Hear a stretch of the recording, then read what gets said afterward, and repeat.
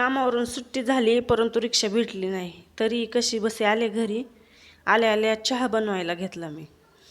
मग चहा बनवत बनवत खूप भिजले होते मी. कामावरून येताना पाऊस चालू होता त्यामुळं कामावरती काय झालं, एक मावशी आणि एक मुलगा दोघांचं चाललं होतं.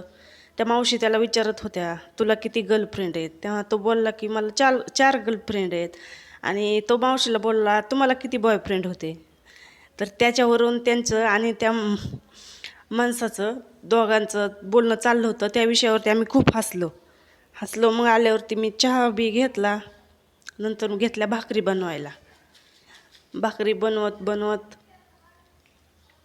तो झालेला विषय मी घरात सांगत होते. भाकरी केल्यानंतर घेतली वांगी भाजायला.